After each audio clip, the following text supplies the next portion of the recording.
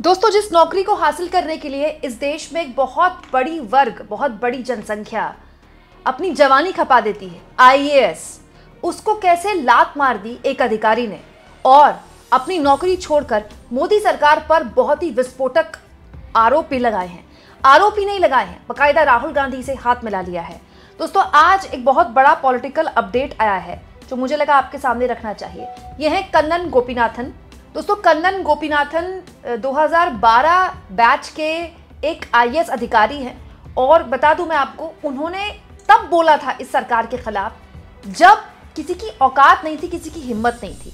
2019 में जिस तरह से जम्मू कश्मीर से धारा 370 हटाई गई और उसे एक यूटी बनाया गया और उसके बाद लद्दाख को उससे अलग कर दिया गया, उस वक्त पूरी की पूरी मीडिया मोदी सरकार के आगे पीछे घूम रही थी, किसी अधिकारी की हिमाकत नहीं थी बोलने की। दोस्तों, उस वक्त कन्नन गोपीनाथन वहीं पोस्टेड थे।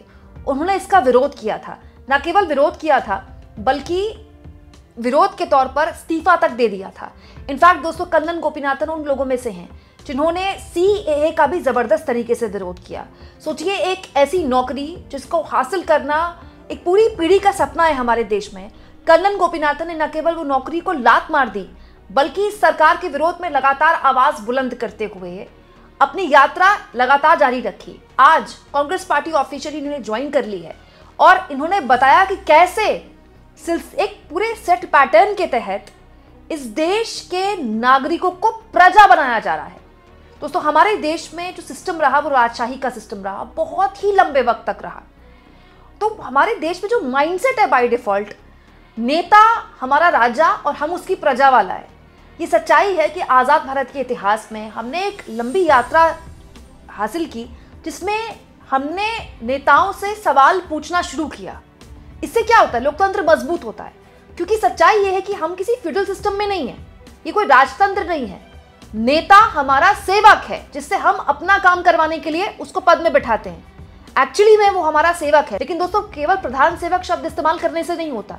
दोस्तों, कन्नन गोपीनाथन ने आज कांग्रेस पार्टी को ज्वाइन करते हुए जिस तरह की बातें बोली है, हमें उनको सुनना चाहिए। एक पॉलिटिकल अपडेट से कहीं ज्यादा एक आईएएस जो उसके उस पद पर बैठे हैं, जिन्होंने देश के अलग अलग हिस्सों में काम किया, अलग अलग हिस्सों में काम करके वो अलग अलग लोगों से मिले, उन्होंने कैसे इस सिस्टम को अंदर से समझा, इस पूरी की पूरी सरकार की साइकी को समझा। सुनिए क्या कह रहे हैं कन्नन गोपीनाथन। कांग्रेस पार्टी ज्वाइन करने का जो निर्णय था वो 19 में रिजाइन किया। उस वक्त एक चीज़ क्लियर था कि देश में जो सरकार जिस दिशा में देश को लेके जाना चाहता है वो सही दिशा नहीं है, वो गलत है।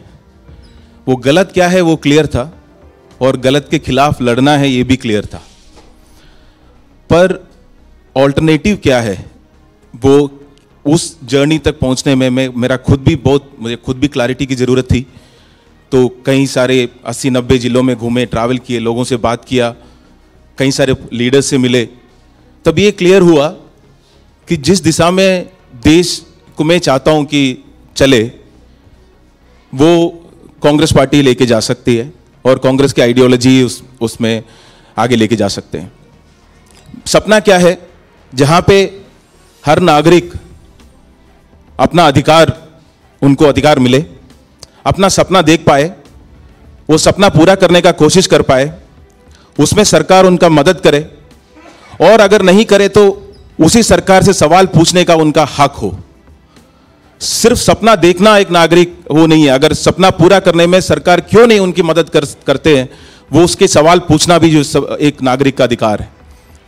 जो 2014 से मैंने जो नोटिस किया वो एक चीज थी कि हम बहुत मुश्किल से प्रजा से नागरिक बने थे।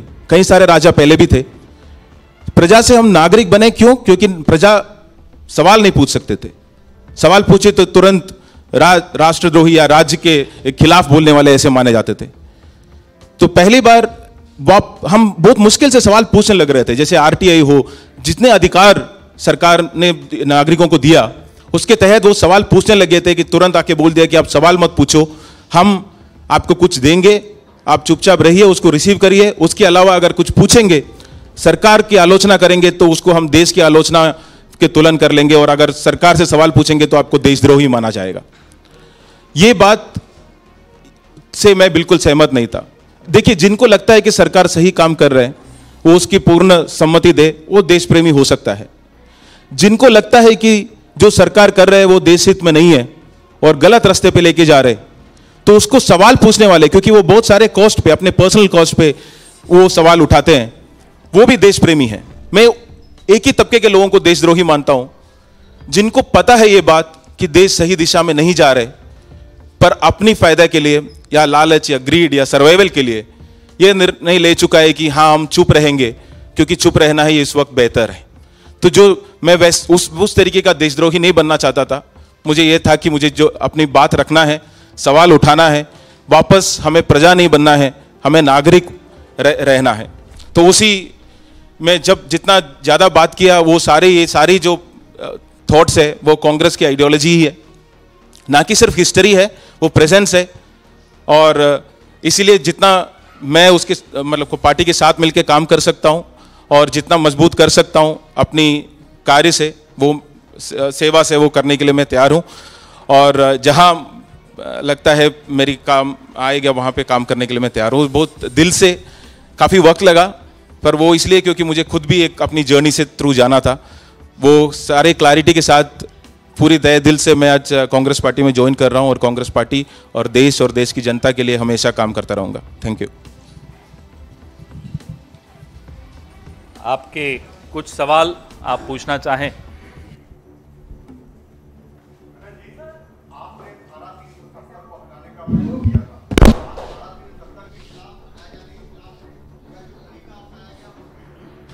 नहीं, मैं उस वक्त भी इस बात को क्लियर रखा था कि 370 हटाना है नहीं हटाना है वो एक सरकार का निर्णय हो सकता है, पर उसके बाद अगर एक पूरा प्रदेश को आप ये निर्णय करते हैं कि हम उसको बंद कर देंगे, जिस तरीके से वहां के सारे लीडर्स को, एमपी को, मान लीजिए ये बात दिल्ली में होता है कि जितनी जर्नलिस्ट है, जितनी एमपी है, जितने एक सीएम है, उन सबको जेल डाल दिया जाए, यहाँ की ट्रांसपोर्टेशन बंद किया जाए, यहाँ की टेलीफोन बंद किया जाए, यहाँ की इंटरनेट बंद किया जाए, तो क्या वो सही है?